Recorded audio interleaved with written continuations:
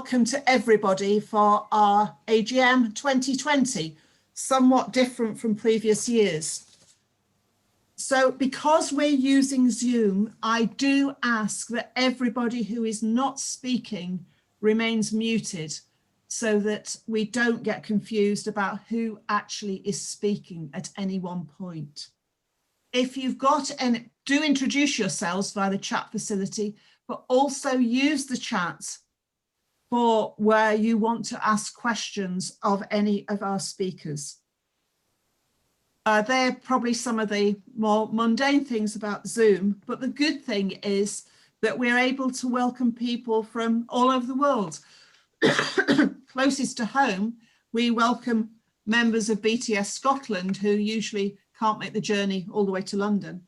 And more importantly, we're welcoming people from Tanzania this time. A very, very warm welcome to you. It's good to have you with us. And I know from what I've seen of those who wanted to join us that there are people from other parts of the world as well. Welcome to you all. Some sad news to begin with. We heard recently that 𝗕𝗲𝗵𝗇, a very faithful member of BTS, has died. We send our condolences to his family and remember we thanks all that he did for us. And we also send our condolences to Danny Mwasandube and his wife Petronella after the death of their son Lugano. Very, very sad news from them. So on to our new international BTS AGM. And we're very delighted that this time we're able to welcome the UK High Commissioner to Tanzania, 𝗷𝗃𝗃𝗃𝗃, who has agreed to speak to us. So I think over to you, David. Well, good morning, good afternoon, and thank you, Elizabeth. It is an absolute pleasure to have this opportunity so early in my time in my new role. And I am new here. I arrived at the end of August, so actually today marks about my, the completion of 2 months. And I say that up front because I think it's really important that I acknowledge that in this meeting you've got a vast array of individuals who are far more expert and experienced in Tanzania and its relations with the UK. So it's a pleasure for me to engage with you. I wanted just to use my slot to cover 3 topics very briefly. I wanted to say a little bit about me, but not too much, so you know who I am. Then secondly, a little bit about the High Commission in Dar es Salaam. And then thirdly, a few impressions based on a 2-month tour of duty so far. So let me start with me. 𝗷𝗃𝗃𝗃𝗃, I am new in this post. Beforehand, I was based in London for 18 months, where I was Director of Protocol at the Foreign and Commonwealth Office. That means I was dealing with the diplomatic community in the UK, most of which is based in London. Some 22,000 diplomats live in the UK from all over the seas. And so that is a very big community of people who need to be engaged with.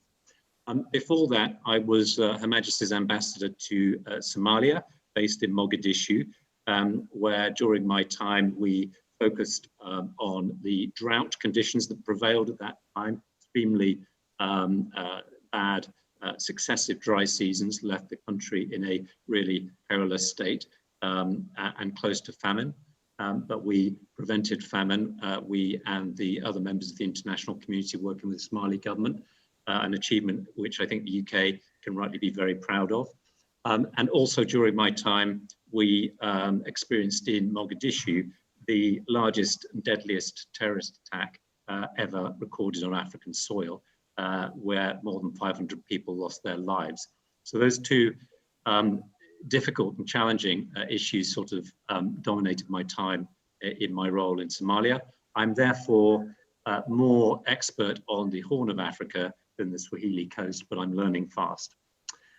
Before that role in Somalia, I was Commonwealth Envoy in London, and I led the Foreign and Commonwealth Office's policies in relation to the UN, the Commonwealth, and a range of international institutions, including the International Criminal Court.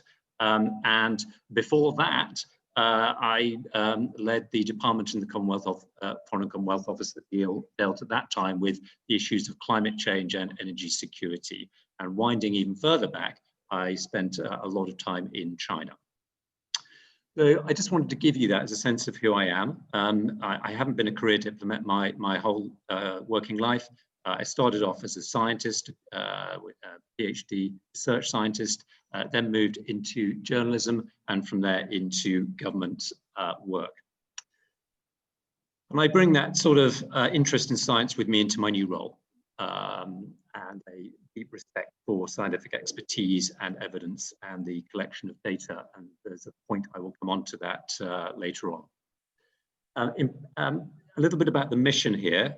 We have about 120 staff at the High Commission in Dar es Salaam, the majority of which are locally engaged or appointed in country staff, and they really are the backbone of the mission. Our local staff are give us the continuity, give us the understanding of the country on the ground, and give us the language skills and so much else that we need to deliver our programs and our work.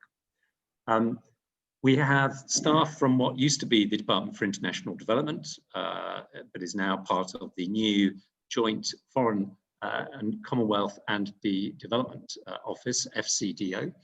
And about half the mission's resources and staff are focused on development projects and programs, and I'll say a little bit about those in a minute. But we have staff focusing on political work, we have representatives from the National Crime Agency, Border Force, UK Border Force, and Department for International Trade. We have a range of government departments represented in the country, as you would expect.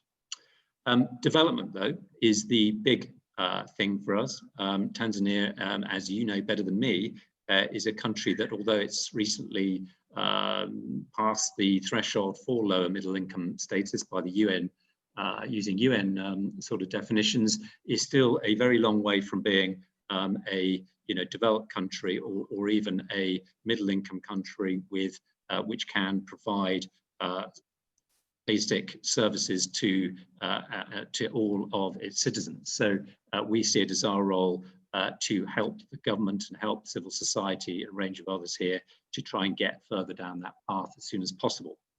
Bearing in mind demographic shifts mean that and you don't need me to tell you this, mean that the population is expanding a lot, which means there's really no time to lose in achieving better levels of social services, including education and health. We spent last year around £127 million on overseas development in Tanzania. That's just the bilateral programme. It doesn't include all the money that UK taxpayers put into multilateral programs that deliver things in Tanzania. I'm told that if you add up all UK taxpayer funding that goes into Tanzania, it will be close to double the figure of £127 million. And that divides across what we describe as human investment, education, nutrition, looking at reproductive health and family planning services, and it divides also across humanitarian. As you know, there is a sizable refugee population, many of which, most of whom are from Burundi, and they need to be taken care of and enabled to voluntarily return in an appropriate and humane way. And a lot of UK funding goes into that with other international. Good governance, we fund projects and programs linked to combating corruption, helping, I should say, the Tanzanian authorities combat corruption, boosting public financial management systems and expertise and capabilities, and a range of civil society groups of various kinds in Tanzania. And then we have a team that covers sustainable growth, which is on the economic side and is looking at sustainable infrastructure projects where we fund the development of plans and concepts which can then be taken to the major financial institutions such as the World Bank in order to draw in funding. And the emphasis there is really on sustainability, not just big infrastructure for the sake of it, far from it, but infrastructure that will really deliver for the people of Tanzania. That's our vision. We also have a big interest on the business environment here. We have, as you know, we've got a range of British-owned or supported businesses in many sectors, including, tourism, but also manufacturing and the extractive sector. So we work alongside them to learn about the business environment and figure out ways of working with the government to try and improve it for the benefit of Tanzanian as well as international businesses. Serious organised crime, I mentioned the National Crime Agency has representatives here. That is because Tanzania, as you may know, is on the route, the southern route for narcotics smuggling down from Afghanistan and Pakistan. So it's a big sort of nexus in the heroin trafficking business, unfortunately, and that's why we support the Tanzanian authorities in combating that and human trafficking and child sexual exploitation. So that's a little bit about the mission. Impressions, and I'll be super brief on these because 2 months is just not enough time really to form a credible view of a country as complex as Tanzania. I would say that the positives from the last few years that people tell me about are related to education, and the government having extended free education is seen as a big positive here. So too is the progress that's been made on delivering infrastructure to communities that previously were being somewhat neglected in the way of roads and schools and clinics. That's seen as a positive. And the current government's commitment to combating corruption is also, seen as a positive. And there has been a lot of cleaning up of shady practices, including in the civil service and the public sector here. That's all, to the good. I think the questions, and I will present these as questions and issues rather than opinions, and you'll understand why. That I and others are focusing on in the diplomatic community. The elections coming up this week are a very big milestone. They always are. And so we and others are looking closely at that. I myself will be going out to do election observation on Wednesday, as will many of my colleagues. And a lot will flow from how those elections go and how they're perceived afterwards. Secondly, the issue of consolidation of power and whether power continues to be consolidated and centralized following this election, as it has been to some extent in the last few years.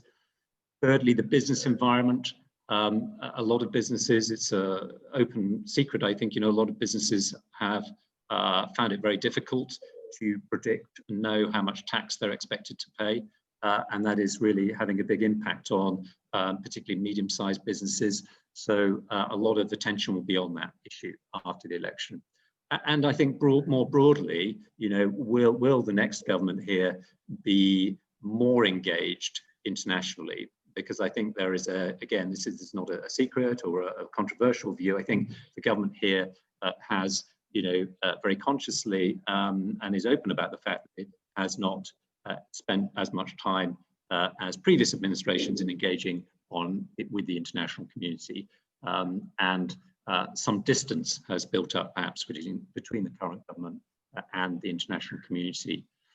And I think the final point for me would be the balance of investment here, big infrastructure projects on the one hand and social investment on the other, and whether the good balance will be achieved in the next few years, I think will be a really critical issue for the people of Tanzania and the next government. Data and COVID. I'm not going to say too much about COVID other than to point out that, and here I will express an opinion, which is that the decision by the government to stop collecting data and publishing data is not helping them. It is very unfortunate because if they had collected and published data by now, we all believe they would have actually had quite a positive story to tell about the prevalence of COVID infection in Tanzania. Sadly, because there are no data, that story cannot be told with any credibility. I will pause there. I recognize that's a bit of a brain dump, but I wanted to cover as much ground as I could in my 10 minutes. Back to you, Elizabeth. Thank you. Thank you, David. Thank you very much indeed. A good introduction to your work in Tanzania and how the British government is working with Tanzania. If anyone has got any questions, please could you type them into the chat line and then I can convey them to David.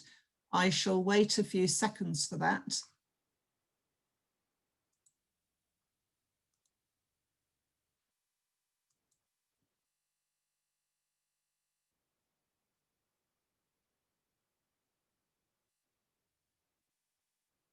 Janet, because I'm showing this screen, I can't see the chat line, so can you help with that?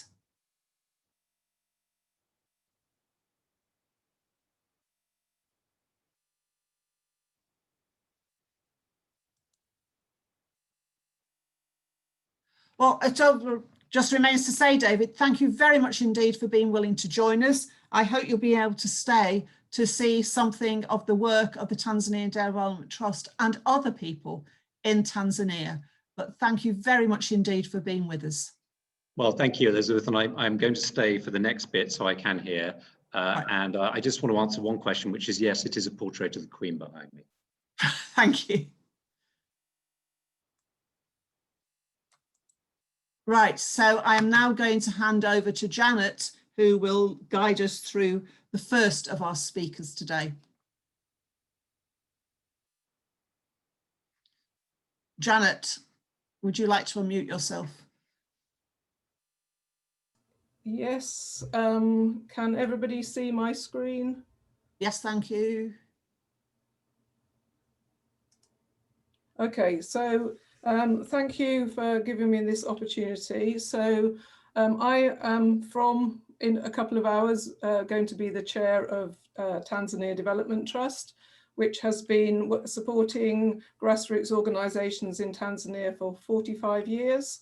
So it is our birthday coming up next month. We are having a programme of activities, including this event, which I hope many of you will be able to come to, and we'll send the link out shortly. So over the last 45 years, we've done over 655 projects at a cost of 2.5 million. And this is a brief overview of the sorts of areas where we've funded projects. Our priorities now are sustainable access to water, particularly for rural communities, small income generating projects, particularly for rural women, and girls' education, particularly hostels for government secondary schools. And you can see some examples of those here. We only work in these areas. And I'm going to give a brief overview of some of our projects. So the first one, 𝗘𝗵𝗶 village project, which is very close to the border with Mozambique.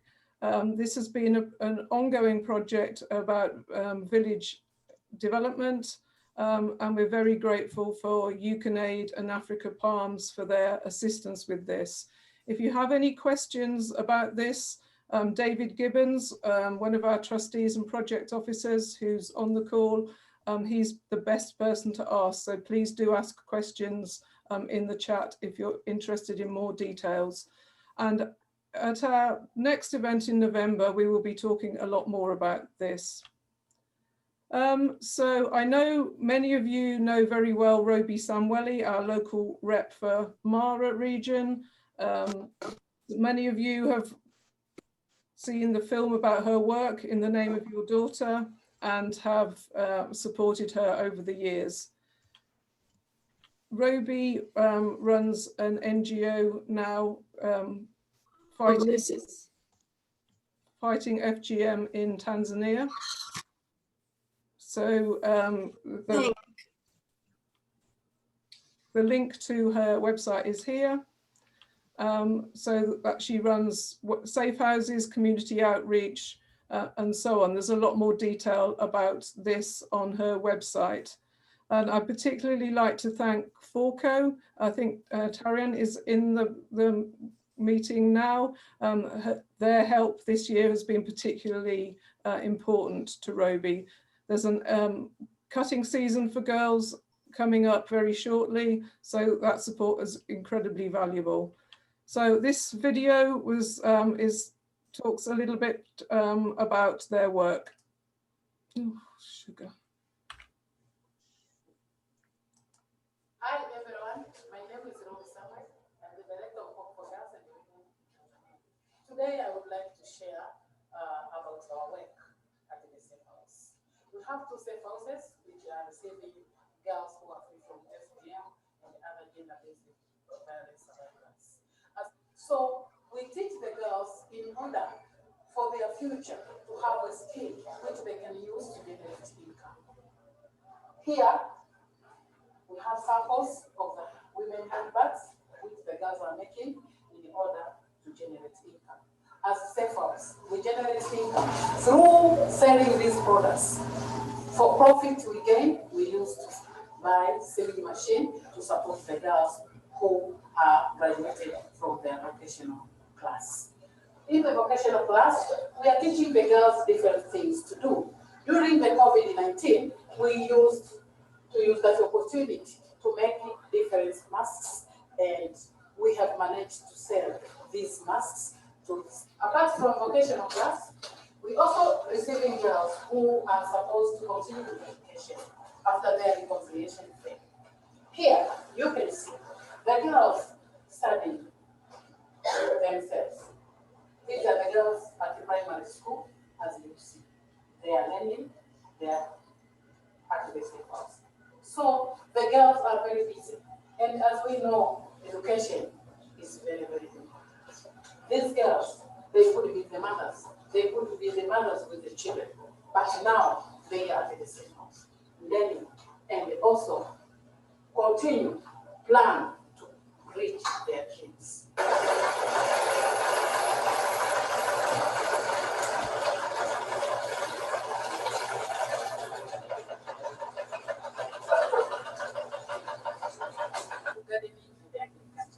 Here is our small garden for 𝗙𝗃𝗃 and vegetable. You may see the girls are also learning how to do gardening, how to do agriculture using organic farming. Because if they go back home, when the reconciliation will be successful, they will use the knowledge they gained to do organic farming in their homes, selling vegetable, etc. Thank you very much. Thank you very much for that, 𝗏𝗵𝗏. And so if people have questions for 𝗏𝗏𝗏, then please do ask them in the chat. So next up is 𝗏𝗏𝗃𝗏𝗃. It was wonderful that he was able to join us at our AGM 2 years ago. Here he is with Jeremy Lefroy, who I think is also here. Welcome. And Jeremy also organised for 𝗏𝗏𝗃𝗏𝗃 to speak at the all-party parliamentary group for Tanzania, which was an amazing opportunity. So this is his website here, and has an overview of all the things that he does with his small and community-based organisation. And this is a video that he recorded for us. Hi everyone, my name is Benedicto, the founder and the CEO of Mboni Vijana Group and the Tanzania Development Local Representative for Kigoma. It is 2 years now since I participated with most of you on the BTS annual general meeting of 2018 in London. I am briefly delighted to share with you the success stories we have registered in the last 2 years since I worked with you. We have supported 476 families in sustainable farming, which has provided the food and income security to those families up to date. In climate change adaptation, we train the community about climate change. We have launched the chicken farm so that we train people in other varieties of production other than depending much on crops farming. We have helped the 1,007 families to start small businesses through microfinance. In 2019, we launched a youth camp whereby young people were trained in small businesses, manual working, and the way people can give solutions to the challenges facing their communities.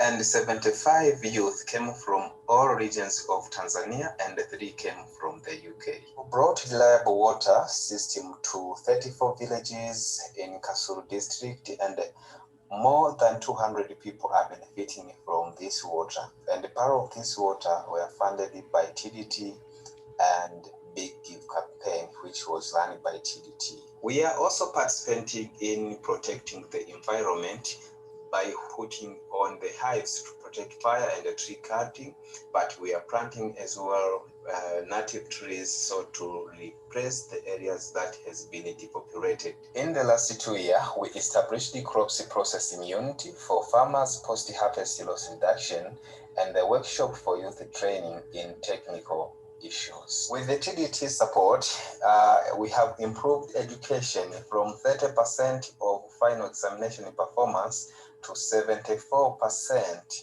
in secondary school, especially in Zeze, from the support that has been put in laboratory and toilet, as well as the solar system in the school. But also water access by the student is improving the ability to study hard. Just a summary conclusion, the global development is a shared thing, so we all need to collaborate so that to make the world a better place to live. Thank you. Thank you for that very inspiring video, Benedicto. Just one correction, and thank you to everybody who contributed to the Big Give campaign. It was 200,000 people, not 200. So that was cut out accidentally. So next, we're going to Ikondo School in Malaba for our TDT rep there, 𝗲𝗵. So here we can see this is Ikondo School down here. This is a student who is ill with malaria. So the students are actually made a stretcher and are carrying them up the hill to the nearest hospital an hour and a half away. We funded a hostel here and also access to water. And one of the things that we've been promoting to the schools we work with is the School Enterprise Challenge, which is run by this group.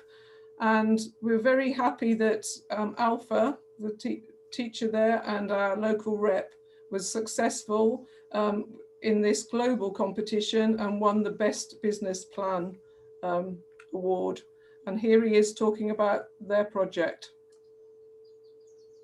Hello, my name is 𝗲𝗵, a secondary school teacher here at Ikondo. Today I would like to speak a little bit about our poultry keeping here at the school. Our project started in 2019.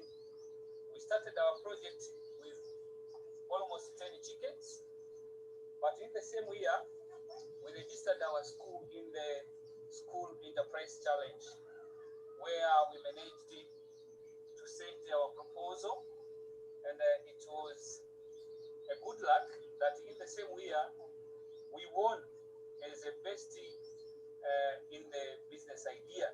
So after that, we were awarded $400, and so far we have used the amount that we are given by the Teach a Man How to Fish to build another tent where now we are able to keep more chickens. So far we have 45 chickens where the students are learning here entrepreneurial skills.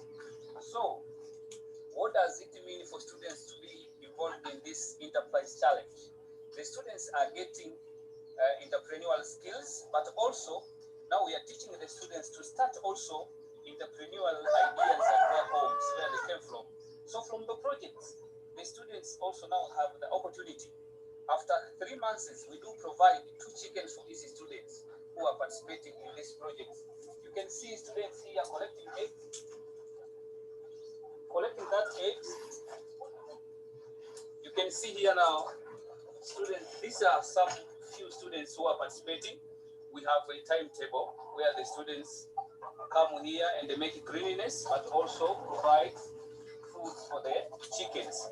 So here, what is being done here, when we sell eggs, after collecting eggs, after selling eggs, the profit that we are getting, also the students are benefiting because the club now is paying for science teachers, for those students who are participating in the class. So you can see here now, we have 20 students participating in the poultry keeping project here at the school. So the students, they're enjoying being a member of this club because apart from what they are learning in the classroom, but also they have an opportunity to get business ideas, to interact with their fellow other students through online networks. Also, we have a partnership in India where the students, they do interact by interchanging some ideas and on how they are coping with their lives, particularly on the entrepreneurial issues. So here, this is what I can say for today, but also we have a plan in the future to have at least 100 chickens, where now we will add also the number of the member in the enterprise challenge. Thank you.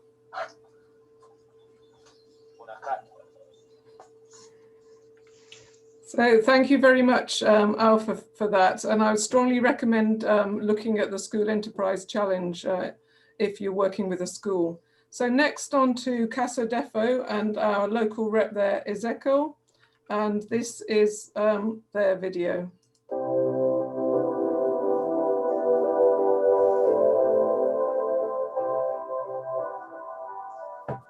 𝗘𝗹𝗶 Social Development Foundation, known as 𝗏𝗄𝗏, is a non-governmental organization. Activities done by 𝗘𝗹𝗶 Social Development Foundation since its establishment is working to provide legal education and legal aid to vulnerable community members through paralegals who are community volunteers. But also our organization involves itself in promoting community engagement in sustainable control of gender-based violence in the community with much focus to women and children. It also promotes sustainable community development in social and economic welfare with much focus to youth and women. Among many activities done by 𝗏𝗄𝗏 is to promote access to education and engage community in enhance of access of quality health matters and health program through community health workers known as CHW. Our organization has been doing many health programs, including women's and children health programs. We also involve ourselves in entrepreneurship as part of economic empowerment to our community. Through this, we provide training, microcredit to women, but also we involve ourselves in farming different crops, pig farming, as well as poultry farming. We also involve different partners in working in our development projects. Thank you. Okay, so thank you very much to Ezekiel, who I know is in the room. So if you have any questions, please do ask. So many of the local reps have been involved with our mapping project, Crowd to Map. So as I'm sure people know that Dar es Salaam is very well mapped, particularly due to people like Innocent, who's going to speak next. But rural Tanzania is generally very poorly mapped. So we've been mapping for the last 5 years into OpenStreetMap, which is like Wikipedia for maps. It's totally open source. So we've been training people to map from satellite images, such as this one, to add roads and buildings to the base map. So we have around 14,000 online volunteers who are doing this. But we're also training people on the ground to add places of interest and their local knowledge using a free smartphone app called Maps.me, as you can see here. And then we're making printed maps for people to actually put up in village offices, etc. So this is a map of 𝗓𝗍. Before we started, 𝗓𝗍 was completely blank. There was nothing there at all. And now you can see that there is a lot of detail. And this is the map around Ikondo School. So it's showing where the students are coming from. We're working with many different universities and colleges in Tanzania to set up youth mapper groups. So this is a global partnership. And if people join it, the students have access to training, internships, sponsorship activities. So if you're involved with a college, and anyone there is remotely interested in mapping, then I would urge you to get involved with that. One of the group that's been doing a lot of mapping is Roby's group around Mara, because typically she would get a phone call in the middle of the night saying girls are about to be cut in a particular village. Before we started, there were no maps of that area. So we've worked to map that area very well and also train the local police and so on how to use maps to get to places quickly, and also working with people like Red Cross. So if anybody's interested in mapping the areas where they work, please get in touch and I can help you do that. Another thing that we've been doing is teaching people to use a free data collection system called ODK, or Open Data Kit. It's very simple to set up. It's all totally free. You can set up a form and then you can use it on a phone. And you don't need to be online. You can use it offline and then upload the data once you have it, once you have connectivity.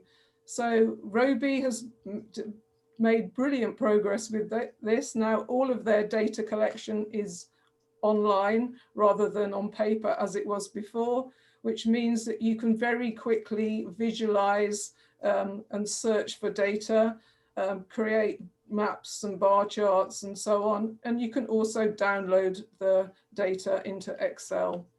So, and that allows you to do visualizations like this. So Roby has done a lot of different film screenings, and you can create a map of where they were. You can have a dashboard and many different things. So again, if people are interested in this free way to collect data, please get in touch. So these are my contact details. I'll also put them in the chat. If anyone's interested or has any questions, please get in touch. Thank you, Elizabeth. Thank you, Janet. That was a good demonstration of the fantastic work that TDT have done and are still doing. Please do give them your support. So we'll now go back to the meeting. And we now move on. Is Innocent Maholi around? Can you unmute yourself, Innocent? Yes. Can you hear me? Yes, thank you. You're on. All right, thank you. So hi, everyone. My name is Innocent Maholi. I'm the executive director for an organization known as Open Map Development Tanzania. This is a local registered NGO that is based in Dar es Salaam, but operating across the country. And what we do is promoting community mapping projects. So in most of the activities we do, we specialize in geospatial data, but we use the approach to train and work with community members to generate maps and make awareness throughout the communities, but also actively pledging open data sets and continuing to build a network of mappers in Tanzania. Like I said, we involve with different kind of people, and mostly in terms of technology, because as what Janet was saying, we rely too much on technology, on using open applications that can be used to help with mapping, especially in rural areas and remote areas. So we engage with people in that way. And the kind of methodology we use is local people, local devices, open knowledge. And just to clarify on that, we work with local people because they are the masters of their areas. They have the local knowledge of the areas, and then they can give you the story of the challenges that affect them. And then local devices is when we use things that people are able to use, like smartphones that people are using, and any other technology that are easy to use. And then open knowledge is where we bridge between the technologies that is out there and that can be accessed by anyone, and that should be open. So we use open data kit, open map kit, anything that is easily accessible to make sure that most people have access to it and can use them to do with mapping. Next slide, please. Yeah, so I'll give you a quick overview of what we've done so far. So we are doing a project called 𝗲𝗵𝗃𝗃, which is the World Bank funded project, and 𝗕𝗲𝗵𝗃 as well, where we are mapping urban areas, mostly in Dar and Mwanza, to build, to create building footprints that can be used in, the challenges in the urban areas. In this case, the flooding cases in Dar and also the rock falls in Mwanza are the main cases. And just to give you an update of what happened a few weeks ago, the team is now responding to identify from the flooding that happened last week. The team is working to identify the areas that were affected, the infrastructure affected, so that we can be able to come up with, the effects of the economy and such kind of stuff. And just to give you a quick overview of 𝗕𝗲𝗃𝗃, this was the project that was done in terms of improving health facilities and access to health facilities in Dar es Salaam, Mbeya, and Kyela regions. And this was mainly done to make sure that people are aware of the areas that they can be able to get help from, if it means maternal health care, if it means child health care and stuff like that, and then be able to bridge between the challenge, be able to see the challenges and then report back to the people responsible. Some of the projects that we're doing mostly connected with humanitarian cases, but more also economic cases, where we are making the data available, same as what Janet was saying, using OpenStreetMap to make the data available for users across the country and outside the country as well, so that we can be able to help decision makers bring help to the people that they are in need of. Apart from that, we also engage ourselves in innovation, where we are creating some drone, some local-made drones, like bamboo drones, that are easily accessible, but also that can be easily produced, to make sure that we cut the cost of producing imagery for mapping itself. So far, we are working with most of the organizations, including the organization Janet works with, to make sure that we map for rural areas and urban areas, even though we have funding for urban areas mostly. But we also engage in mapathons, which are called mapping parties, where we invite people, different people are getting introduced to mapping technology and then being able to map and help put people on the map. And this is then being used by Janet organization to track to help them track where the most cases, just in case they have they are given a call for FGM cases, then they know where to go, the villages, the road networks to reach the villages and stuff like that. Thank you. My last slide has my contacts. Sorry, next slide. My last slide has my contacts. Just in case you want to reach out, please feel free, so that we can exchange ideas and experiences. Thank you. Thank you, Innocent. Can I just stop the share, Innocent? Can you show yourself? Are you able to do video? Have we lost him? Right. Can you guys? Okay. Right. I'm not quite sure you can see. Just so you see the man behind the scenes. Thank you very much indeed for that. Right. Thank you. Now move on.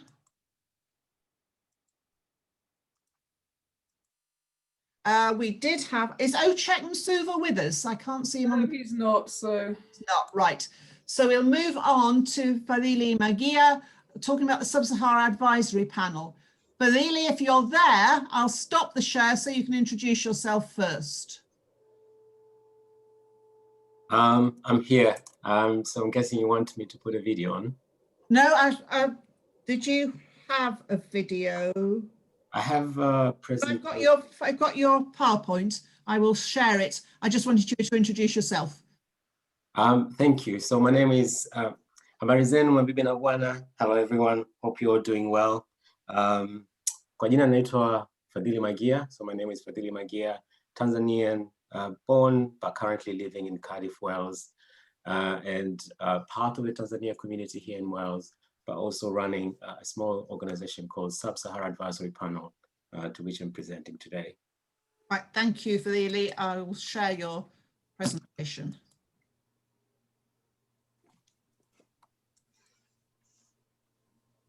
Right, over to you. Thank you. If we may go to the next slide, actually. Right. Yes, so I've got a few minutes, so I'll be very brief, and please feel free to get in touch for anything that you may want to ask. As I said earlier, I work for 𝗙𝗵𝗵 Advisory Panel. The organization started in 2009 by members of the community here in Wales. And especially those people who live in the UK, especially coming from the continent, a lot of people tend to wonder, are there Africans in Wales? Especially in Cardiff and places like that. There are plenty. There are many people from across the continent, especially Tanzanians. We have a big community here. And the organization basically started in 2009 because members of the community wanted to add value to the development sector. And by that is basically advising some of the organizations working in Wales. But we also have organizations within the community who needed support, needed training or needed access for funding, and so we provided that support. If I may go to the next slide. So the purpose, as I mentioned, is that, but also we're looking at brain drain, brain gain as well. Obviously, a lot of people moved here for economic purposes, moved here as economic migrants, and they're giving a lot to communities across Wales, but also looking at ways how they can give back to where they come from. And with that also we put reality check, and by reality check we mean we as diasporas living in the UK, we are able to add value to the development sector by bringing reality of some of the day-to-day lives, I guess you may say, of living within the continent, and therefore advise the organizations and individuals who are working in sub-Saharan Africa and are from, say, the UK. Next slide, please. This is the reason we exist. So that's our mission, vision, purpose. I won't go into detail too much to expand on it, but this is if you want to know more about what we do, and our drives and ambitions, please feel free to read the slides once you get them. Next slide. These are some of our projects that we're doing. So as I mentioned earlier, we do support the community here, but we do deliver projects within the continent, but also here in Wales.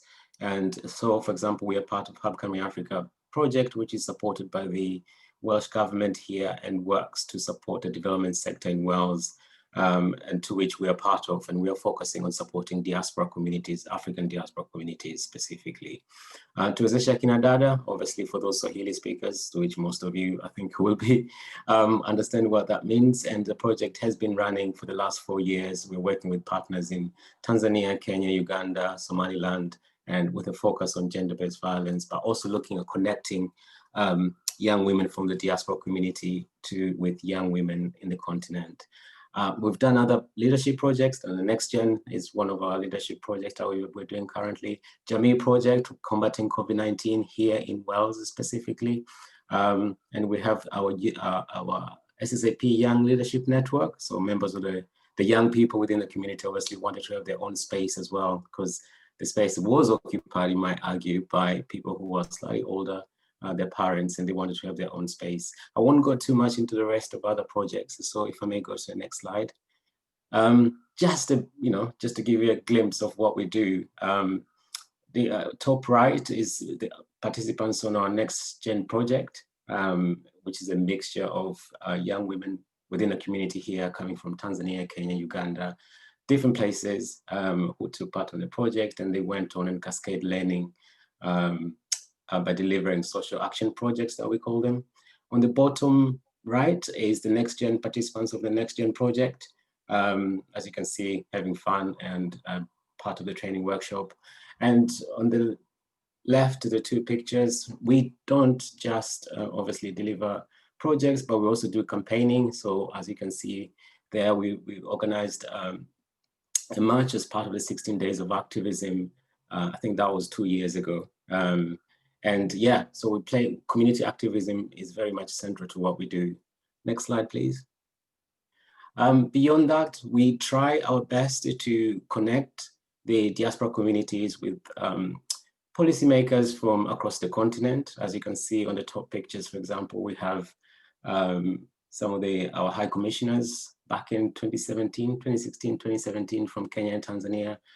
We brought them to Wales to meet members of the diaspora communities, because a lot of times the high commissioners, especially, they're based in London and they don't get to engage with diasporas or members of their nationalities or countries as much as they would like to, if you may say that. So we tend to invite them, and we have a whole itinerary where they meet members of the diaspora, they meet the business community, they meet government officials, and develop those kind of state-to-state relations. Because some of you might know or might not know, Wales is a nation, so it does have its own ambitions, as well as being part of the UK. So it's really developing those connections. Next page, please. Yeah, more community activities that we do. Top left is probably the International Women's Day we had last on 2019. And it's a Pan-Wales organization. So some of the pictures on the left, on the right, sorry, those are from North Wales, in Wrexham and Bangor specifically, if you happen to know those places. So we do reach out to members of the diaspora community in those places. Next one. Yeah, lastly, this is us celebrating our 10 years last year. As you can see, we had the High Commissioner from Uganda on sort of the top right picture. But yeah, this is just to give you a vibe of who we are, you know, as much as doing a lot of community development, community activism, but we also want to celebrate our identity, who we are as Africans, as Tanzanians, as Kenyans, and so on here in Wales. Next one. This is another film, part of our projects. We run a film festival as well. So if you are into film and wanting to change the narrative that's coming, that's really being projected about Africa and the continent at large, we use film as a tool to challenge those narratives. And we have the Watch Africa Film Festival here in Wales. Next one. Yeah, so our motto is basically, as many of you know, this proverb: if you want to go fast, go alone. If you want to go far, go together. And that's what we stand for. We believe in partnership working. We believe in working with different communities. And that's our drive and ambition. And next one. Yeah, asanteni sana, thank you. And I really enjoy being part of the presentations today, part of the AGM. And I'm really looking forward to hear and learn more from other people. Those are my contact details, and if you're on social media, please do follow us. Thank you. Thank you very much indeed, 𝗲𝗲𝗍𝗍. An interesting talk, and good to hear the fantastic work being done in Wales. So we now move on to TUHEDA. Have we got Dr. Gideon Mlawa with us? Dr. Mlawa? Can you unmute yourself?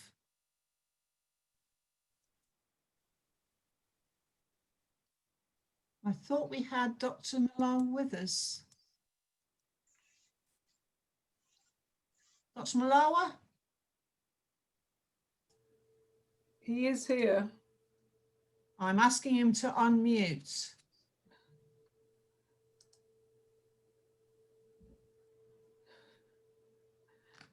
No?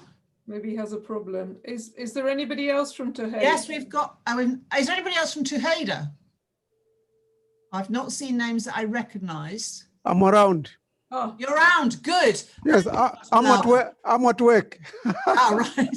Can you show yourself on screen? Is that possible? Can I share my slides or myself? I've got. You can try. I'm gonna share my. Can you see my slides? No. Yet we can't. So you cannot. Not yet. I know it does take a few seconds to come through sometimes. I emailed these slides to you, but a bit late. Sorry. I've not received them, I'm afraid. Let me just look. Can you see my slides now? No. No. I'm just seeing if they've arrived. I sent by email. Elizabeth, should we go on and come back to Dr. Mlawa? Yes, No, I have not received them, I'm afraid, at all. Can we leave you for a moment to see if we can sort out the emails, and we will come back to you. Thank you very much. So now we move on to 𝗕𝗵𝗃𝗀𝗃 talking about street children. Kevin, are you able to unmute yourself? Yes, I've unmuted, Elizabeth. Thank you, Kevin. Right, I shall go back to sharing my screen with some pictures for you.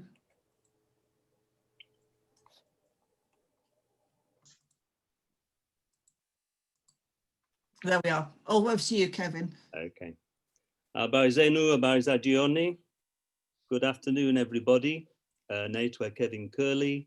My name's 𝗕𝗵𝗃𝗀𝗃, and I'm a volunteer project officer with Tanzania Development Trust. I go to Tanzania every year for 6 weeks to help to assess projects and to monitor the work of groups that we've funded. Children who live on the streets of Tanzanian towns are arguably one of the most deprived groups of people in the country. They're always hungry. They often get malaria, urinary infections, and skin infections. They're beaten by market traders, especially when they try to steal food, and they get rough treatment from the police. Many of them have had very little primary education, and some are unable to read or write. They earn pitiful amounts of money collecting plastic bottles and pieces of metal for recycling, or carrying too heavy boxes of fruit and fish in market areas. It's difficult to keep themselves clean or to wash their clothes, although many strive to do this. And they're mostly boys, a few girls, but mostly boys aged 9 to 16. TDT, Tanzania Development Trust, has funded local organizations in Mwanza, Kigoma, Kasulu, Singida, and Shinyanga to work with these children. In Kasulu and Mwanza, their main emphasis has been on helping them to leave the streets and find permanent homes, either with relatives or new families. It's tough work and progress is slow. And I just want to share with you 3 things we've learned so far by listening to our partners in Tanzania. Firstly, and this may be difficult for some, it's wrong to assume that every child will be better off at home. Some children run from the village to the town because a parent or grandparent fails to feed them and beats them severely, often when drunk. And for these children, the street, with all its deprivations, can be a safer place than home. More fun, more friendship, and better fed. Secondly, returning a child to their home or to a new family is the easy bit. Long-term social work with the family is then needed. In our groups, experience at least 2 years. Providing a school uniform, a mattress, initial food and money, as was done in Kasulu, is a starting point, but nothing more than that. Families need support with the challenges posed by a boy who has become used to staying up late at night, watching violent videos, and in some towns, getting high on bangi or by sniffing glue. And thirdly, we've learned that primary school is a challenge for some of these children, even when we get them back there. Their behavior is not normal as defined by teachers. Some won't tolerate being beaten by teachers, which is common practice in primary schools. In Kasulu, the group's best efforts to get a boy into school were undone the first time a teacher beat him for failing to wear shoes. He ran away and refused to return. So special education in small groups by patient teachers committed to not beating is essential for these children. If working to help them is of interest to anyone in the meeting today, please contact me so that we can share methods and resources and support the groups in Tanzania who are working so hard with our support to help these children. Asanteni sana. Thank you very much indeed, Kevin. Kevin can be contacted through the Tanzania Development Trust or Britain Tanzania Society. We will pass emails on if you don't actually have his email. So thank you, Kevin. I should have let you introduce yourself. Do you want to show yourself? Very briefly. Very briefly.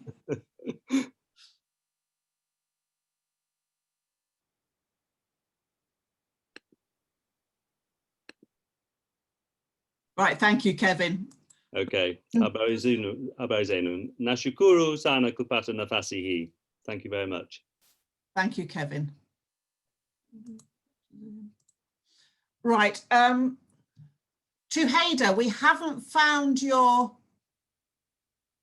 PowerPoint. Would you be willing to just talk to us, Dr. Gabriel?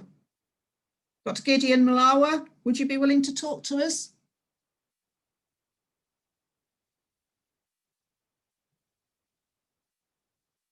Seem to have lost him.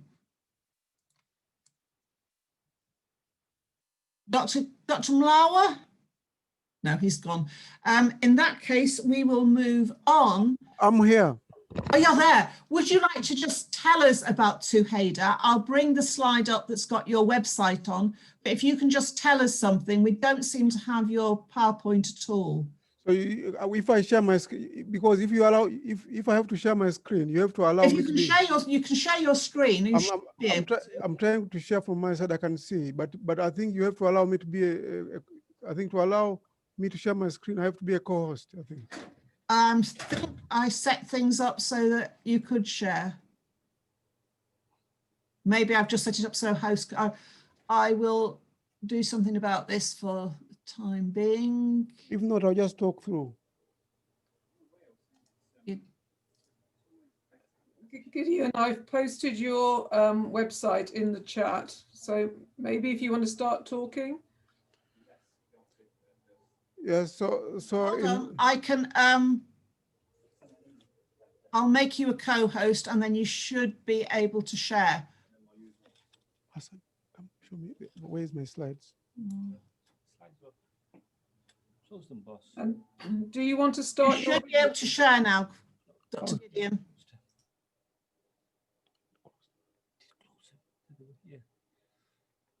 Just give me a minute, sorry. Right, thank you.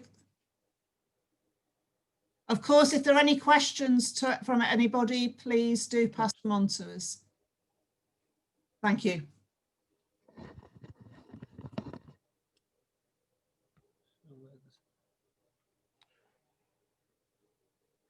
Are you able to see my slides? Not yet.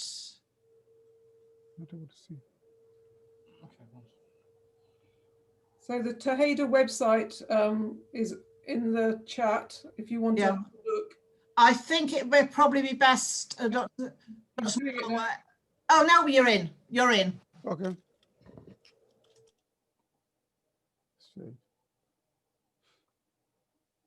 Are you able to see my slides now? Yes, we can see them now. Thank you. Over to you. Thank you very much for inviting us. My name is Dr. Gideon Mlawa. I'm a TUHEDA member, but also a BTS committee member.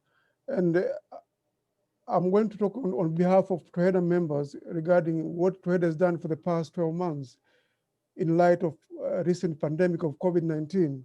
So I'll concentrate around that area. So TUHEDA is made up of healthcare professionals and other people with interest in terms of improving health in the diaspora community within UK, but also trying to help improve healthcare in Tanzania. And it was started up in 2017, and we've been doing a lot of activities, including education activities. And for the past 1 year, we've done a few things, including collaboration with a local hospital in Tanzania called 𝗕𝗵𝗵 Hospital, where we've started a simulation center. So on this picture, you can see a simulation mannequin, which we got from UK, and is used to train and teach students and nurses. And with that, it helps to improve patient care and outcome. This was in November last year. And coming back to UK, we've got the younger generation, the branch of TUHEDA. This is from Wales. It's called Wales and the West of England, Tanzania diaspora. These are children of Tanzanians born in Wales, and they are running their own project called Health Matters. In this case, they are raising funds to buy some glucose meters machine to supply to small hospitals in Tanzania. So far, they've raised about £800. These are children that are doing very well, and I'm their patron for that matter because I'm the diabetes expert, and therefore I'm supporting them and giving them advice. Talking about TUHEDA activities and the COVID, some of TUHEDA members have given different talks through webinars, both in UK and also back home. And during the COVID-19 pandemic, we've done about 10 webinars, both in Swahili and English, collaborating with 𝗙𝗃𝗏𝗃, the diaspora community in US. And those talks or webinars were very successful in giving knowledge about COVID-19 because Tanzania and other East African countries were behind the curve in terms of COVID pandemic. And the last talk I gave to African Union was on frontline experience on COVID-19, and the presentation was well accepted. But also other members of TUHEDA have given webinars through television. This is 𝗕𝗵𝗵𝗄𝗵𝗵 Mwande, who gave a talk on 𝗧𝗵𝗵𝗵 TV about COVID-19 and his frontline experience in terms of looking after these patients with COVID-19. I think when we talk to our healthcare professionals back home, because we are ahead of them in terms of pandemic, our knowledge was very useful for them, and therefore sharing knowledge and a transfer of skills was important at that time. And some of us as TUHEDA members were recognized by Evening Standard as NHS heroes, supporting and fighting COVID. So I was the front line during COVID pandemic for the whole time. And with this was an interview with Evening Standard within my local hospital. And that's all for what we've done for the past few months, especially in the light of COVID-19 pandemic. Thank you very much indeed, Dr. Mlawa, and thank you for all the work that you do. It's good to hear about it, and we wish you every success that you may continue and grow in strength. Thank you very much. Elizabeth, can I just second that and particularly thank TUHEDA with their help with our COVID appeal and their advice that they were able to give us when we funded COVID PPE in many different dispensaries and hospitals in Tanzania. Working with TUHEDA was invaluable. Thank you. Dr. Mlawa, could I ask you to stop sharing your screen and then we can continue with the meeting? Thank you very much. Thank you. Thank you. Right, we now move on, and is Jennifer Sharp with us? Jennifer? Yes, I'm here. Good. Right, in that case, can you show yourself? Jennifer is from BTS Scotland, so we are moving on. Show myself? Yeah, just allow the video. I might be able to do it for you. Can you do it? No, I can only ask you to do it. Okay, here we are. You're there. Thank you, Jennifer. Right, so if you'd just like to introduce yourself briefly, and then I'll show the slides we prepared for you. Okay, I'm Jennifer Sharp. Today I'm representing the charity 𝗷𝗵𝗵 Development Agency because we've just started a small fundraising initiative. I don't know if anyone remembers Ralph and Noreen Ibbott, but they're longtime members of BTS. And they were very committed in the 1960s to helping rural populations to raise themselves out of poverty. Ralph, after a chance meeting in Dar es Salaam, was persuaded to move to the Rovuma region, where his involvement led to the successful establishment of between 14 and 18 Ujamaa villages, which is, as you know, where the villagers worked cooperatively to establish self-reliant groups, sharing the workload and the benefits equally, a scheme which was encouraged by President Nyerere. After the Ujamaa villages were disbanded, the Ibbotts returned to the UK, but remained in contact with their friends in Tanzania. And in 1999, Ntsimbanjayo persuaded them to be involved again. And so the Rovuma Development Aid charity was set up by Ralph to raise funds and support development in the region. The first project was to build a ceramic workshop where potter Alice McFarlane, who met the Ibbotts at a pottery fair, was charged with training the local people and getting the business started. Her fellow artist and friend Louise Johnson became involved with fundraising, mainly through a series of art auctions. That was very successful, and the local people then wanted a school for their children. So in 2007, land was purchased and the work began. To cut a very long story short, the Ntsimbanjayo Memorial School of Excellence has been very successful. You can read all about it on the Ruda Tanzania website. And 56 of the children are sponsored by supporters, mainly in Scotland, but also as far afield as Spain, Japan, and the USA. The nursery and primary schools now have a roll of over 200 students, and we're currently building the administration block and the final 2 classrooms for the secondary school, which we hope to register in time for the new school year in January 2021. Within the admin building, we're planning to have an archive of the history of Ujamaa and the Rovuma Development Association, and are raising funds for posters to be designed and printed to create a resource for local schools and students studying this important aspect of Tanzanian history. Noreen Ibbott was a prolific artist, and she died some years ago. And in this past summer, Ralph moved to a care home. So he and his daughter are offering some lovely paintings by Noreen and friends as a fundraiser. So we decided to have an online auction and are inviting you to look at the paintings and bid for any of the works. They're all displayed here, but if you want a closer look, you can look at the Ruda Tanzania website. All of the pictures are framed, and we are the funds will go towards the establishment of the Ujamaa archive. There will be a reserve price, but if you want to bid for these paintings, you can do it, as I say, through the website or through me, and hopefully Elizabeth will pass on any messages. Jennifer, could you put your website address in the chat line, please? I will. You can see it. Thank you very much indeed. Thank you for listening to me. And thank you for BTS Scotland joining in this time. Thank you. Right, our next talker is Rachel Lindley of 5 Talents UK. So have we got Rachel with us, please? Yes, good afternoon, everyone. Hello.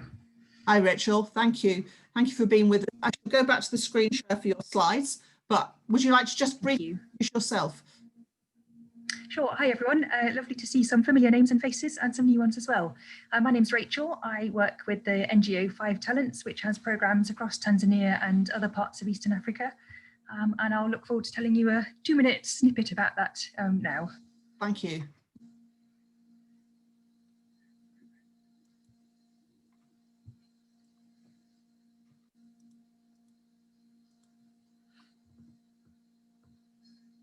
Do please move on to the next slide if you would. I'm trying to. Oh, thank you. There we are. Is that the right one?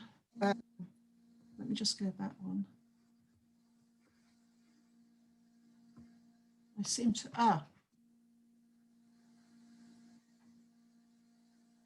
that should be.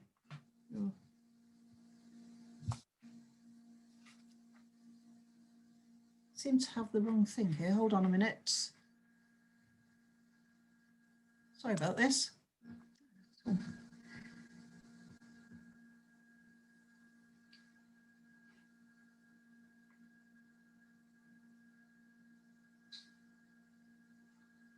There we are.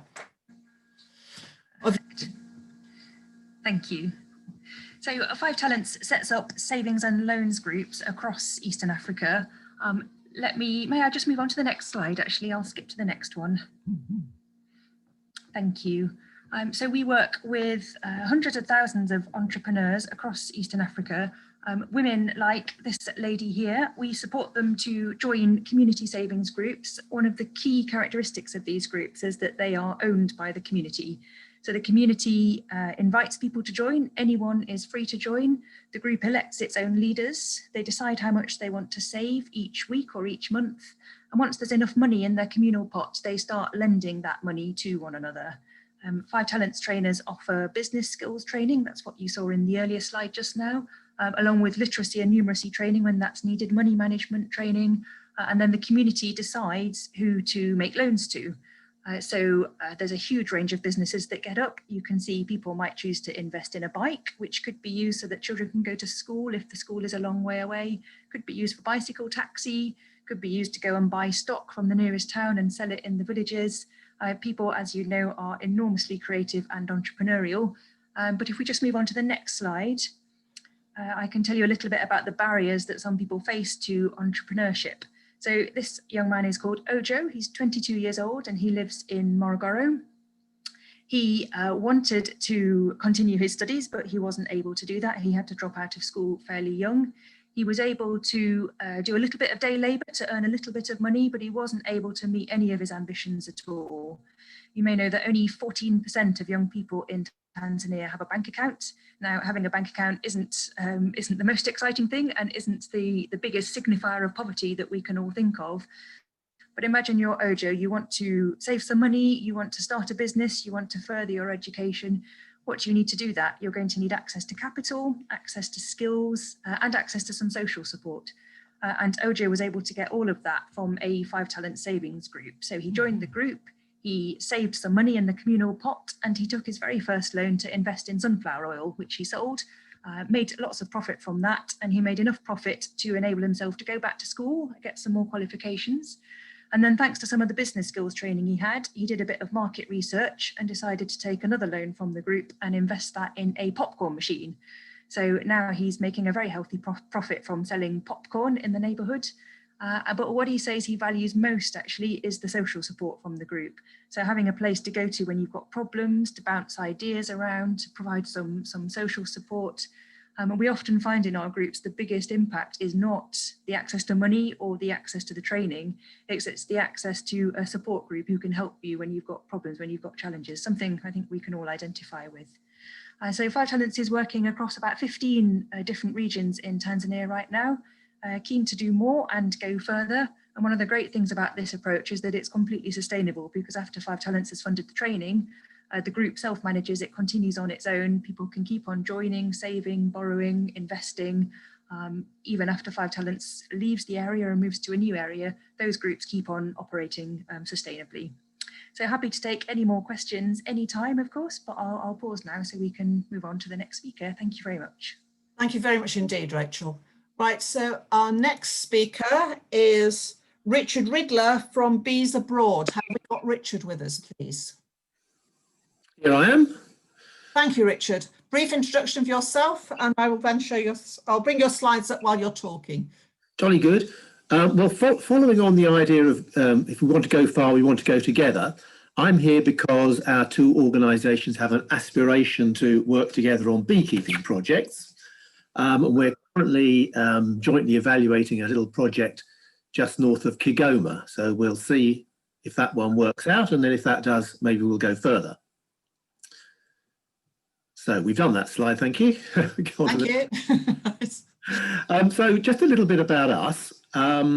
We've been around for 21 years. This is our 21st anniversary. We're about half your size. Beekeeping has become frightfully fashionable in the last decade or so here in the UK. and in many places, but it's also a very popular way of earning a little bit of extra money in sub-Saharan Africa. Many charities have a go at beekeeping, but the results are often extremely disappointing. Many projects we find, and we find ourselves picking up the pieces. Because we're beekeepers and all we do is beekeeping, we think we're better than most at it. We work through local partners in the same way that you do, I think. We currently have projects in about 10 countries, mostly in East and West Africa, but also in India.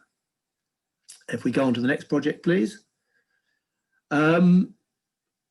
What we do, what our projects are about, are really just providing the beneficiaries with some training, some initial training, which will often be in a classroom, but absolutely, essentially, some ongoing field-based training and some support. Beekeeping is not something you can learn that quickly. It takes really between 2 and 3 years to become proficient.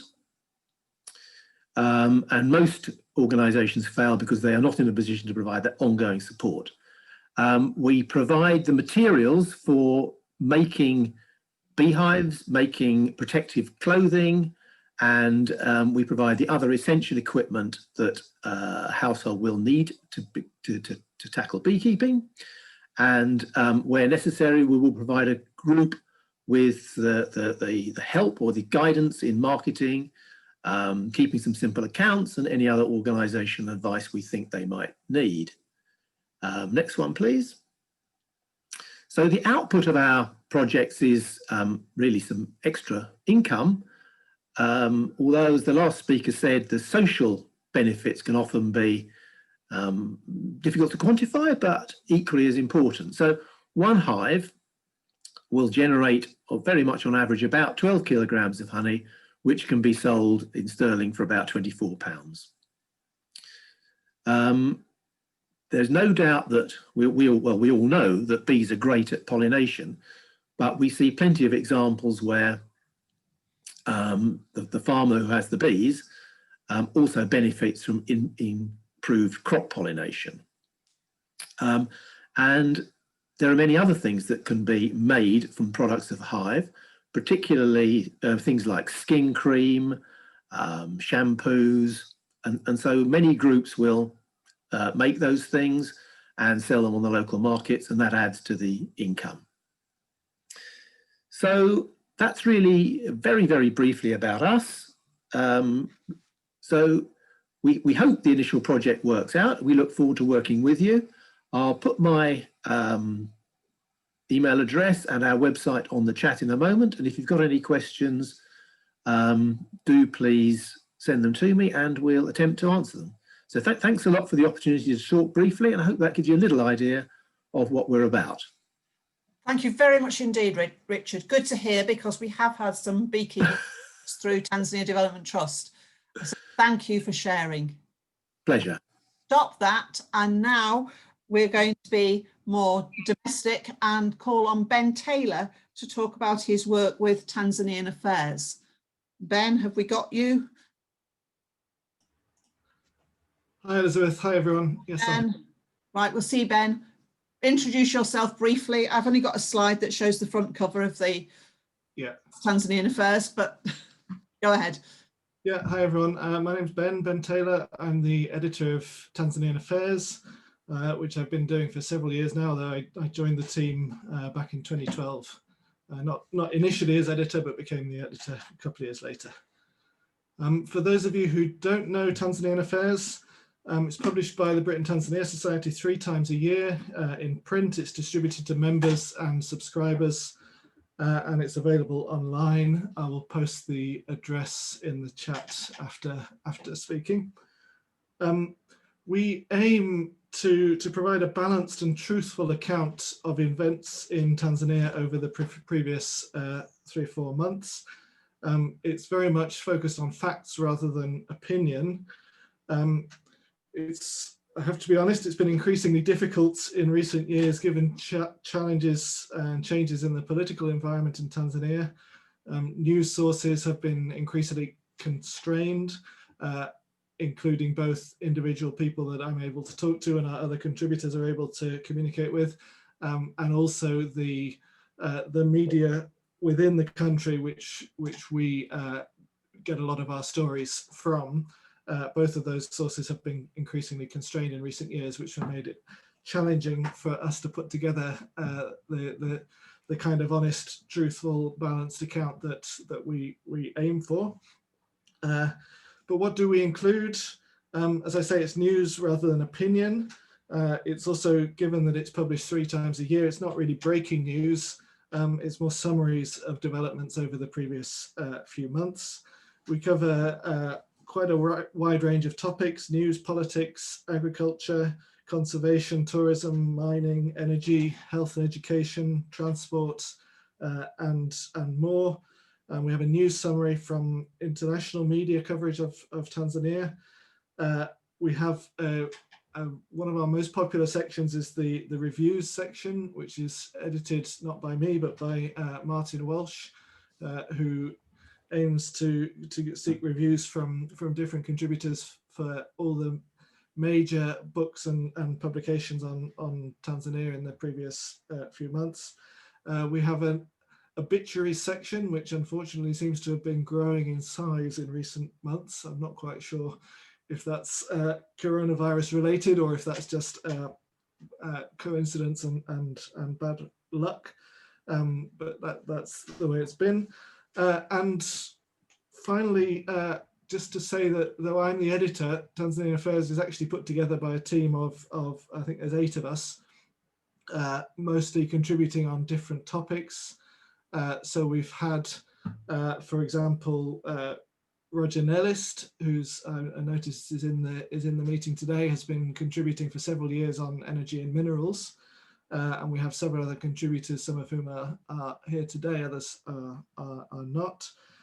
Roger is unfortunately for us, he's going to be stepping down as a contributor, I think, if I remember rightly, after the next issue, or maybe the previous one was the last one. He could correct me if I'm wrong about that. So we're looking for volunteers. So if there's anybody who feels they could spend a day or two every 3 or 4 months summarizing the latest developments in a particular field, be that energy and minerals or one of the other fields that I've talked about, or indeed wants to help out in some other way, then please do get in touch. That assistance will be very gratefully received. I'll put my email address in the chat as well. And I think that's all from me. Thank you very much, Elizabeth. Thank you, Ben, and many congratulations on some highly successful issues of Tanzanian Affairs. It's been a pleasure to be the one responsible for distributing them. Thank you. Thank you. So we've heard a lot about Tanzania Development Trust today. They do need funds, they do need to do fundraising, and one of the ways we do that is by selling Christmas cards. So I'm going to stop the share so that Anne Marcus, who's valiantly looked after this for some time and continues to do so, can introduce herself. Anne. Hello. Can you unmute yourself? Show yourself even. We've done that, but you've got to allow us to do the video. No.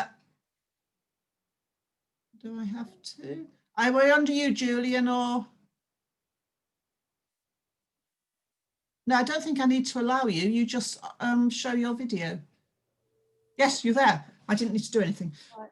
Well, hello, everybody, and particularly greetings to our friends in Tanzania. We're delighted you've been able to join us today on this occasion. This is the time of year when, with your BTS newsletter, you get the flyer, and many of you have already responded to this, ordering your Christmas cards and often rounding up your amounts so that you make a little donation as well. And we're very, very grateful for these people from everybody.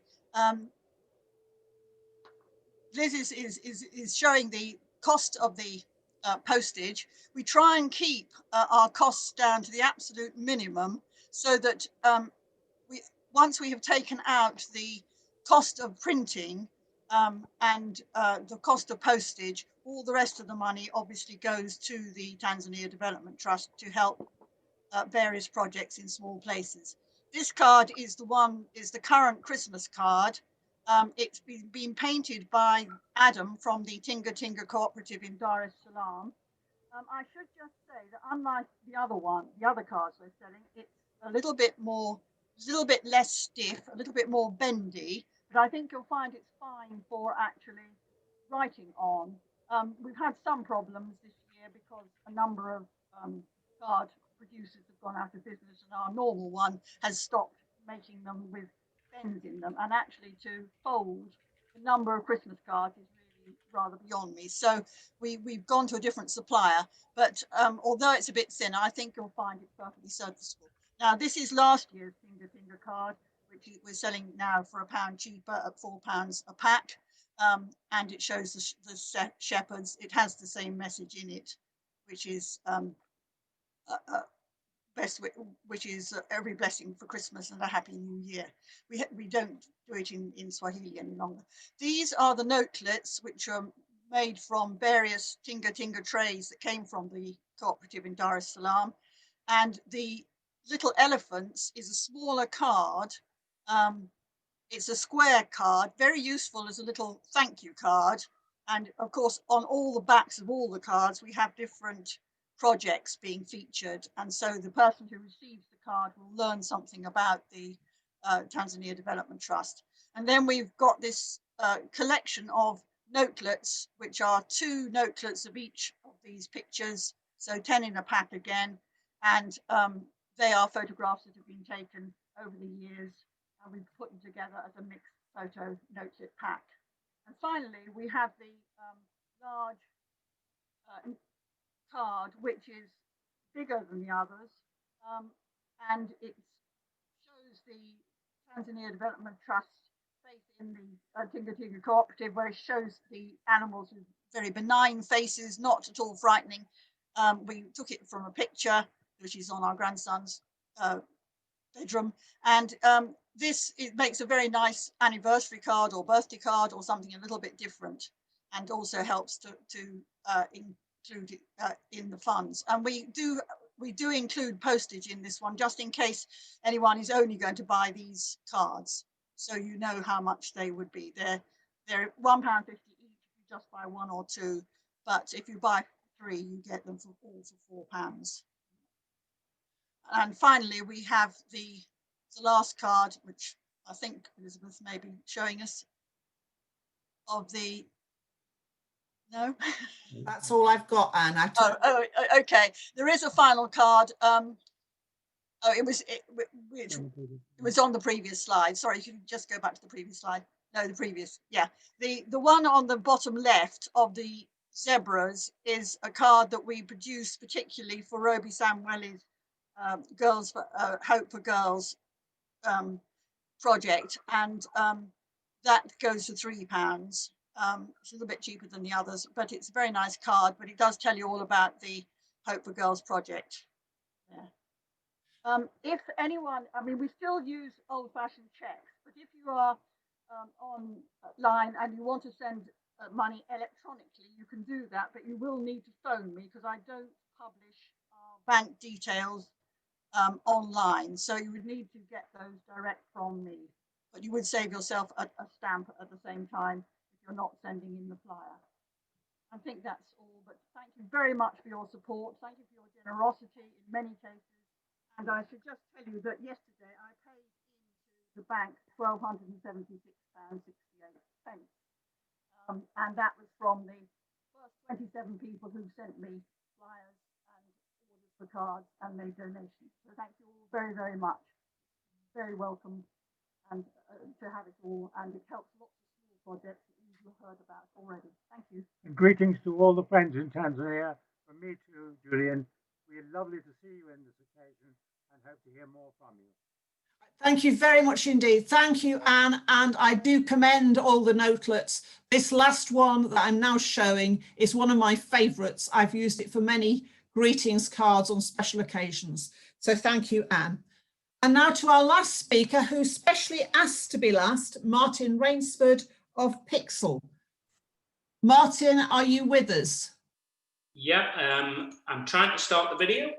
It says unable to start, so I can speak. Yeah. I've lost you on my list. Oh, you're there. Thank you. Right, so I'll go back to this. Now we've seen you. So, if you'd like to start talking, I'll bring up your PowerPoint again.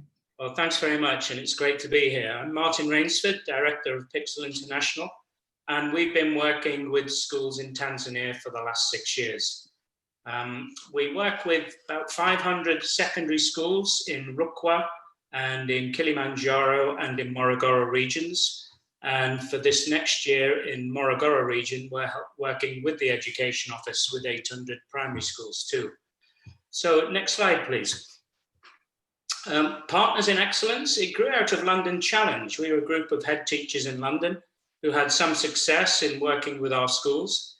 We set up a network, and 6 years ago, we set up an international branch of that network. Next slide, please.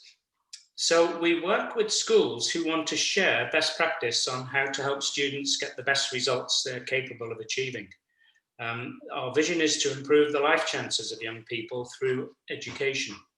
And of course, for primary school students in Tanzania, if they don't pass their primary exams, then they don't get on to secondary education. So that is a key hurdle for them, that head teachers are very keen to get their pass rate up. So next slide, please. We share best practice and ideas. We get the ideas from local heads and we give them a platform in our conferences where they can say how they made the success in their schools. And we find that peer-to-peer collaboration, school leaders with school leaders, is a very strong, supportive way of improving the quality of the outcomes. There's been great successes in education, as the High Commissioner said. There are now universal access to primary education, and hopefully in years to come that will extend to secondary education too. But with the greater numbers, it's hard to keep quality, and that is the challenge that the government has recognized in its 5-year development plan. So there's a very good national development plan. Head teachers are very keen for their students to do their best, and local education authorities are keen for their schools to do their best. And we're there to collaborate with them on that journey. Next slide, please. So we encourage schools to set goals for where they want their results to be in 1, 2, and 3 years' time. And we've provided an app that will help them track the journey of their students over their 4 years in secondary and 7 years in primary. We ask teachers to predict grades so that they know well in advance of the mock exams which students are at risk of failing, so that they can take action to prevent failure by providing extra cover lessons for those students. Next slide, please. So the app has on it a tracking feature, and it also has education resources. We have all the textbooks for the STEM subjects, and we use the past papers together with the examiners' reports to enable teachers to have not just the questions, but the model answers as published by the National Examiners Association. We encourage teachers to use those past papers to prepare the students, and particularly at the time of COVID, to look at the gaps in students' knowledge as they come back from the long layoff and prepare them as well as they can for their exams in secondary schools beginning in a month or so's time. And next slide, please. So we invite schools to set goals, to plan for how to achieve them, to prepare students well in their exams, and to celebrate the successes that they achieve. Next slide, please. And so the app has different features of meeting the goals, learning materials, and celebrating successes. Next slide, please. And we find that the schools that get involved get such a lot from collaborating with their neighboring schools that it gives them energy to ratchet it up even more for the years ahead. So what often happens is schools set a goal of eliminating Division 0s, and soon they're on to eliminating Division 4 and going to maximize Division 1 and 2 in their secondary exams. And we see a similar process is entirely possible in the primary sector. So great working with education officers, head teachers, at ward, district and region level, and really enjoying the collaboration that we have with our colleagues in Tanzania. And that's a bit of a lightning journey through. Please look at the website of Pixel International. Just Google Pixel International, see our website, and my contact details are there too. Thanks for inviting me. I hope that it gives you a flavour of what we're doing. Thank you very much indeed, Martin. That has been excellent. Good insight into what's happening. That concludes this part of our meeting. So I hope it's given everybody a chance to see what happens in this collaboration between the UK and Tanzania. And we hope we can be as instrumental as possible in making that collaboration continue. We will now move on to the business of the meeting. While everyone is welcome to stay, please don't feel embarrassed if the business side of it does not interest you. Feel free to leave if you wish to, but thank you for being with us. Thank you for showing an interest. So we will move on now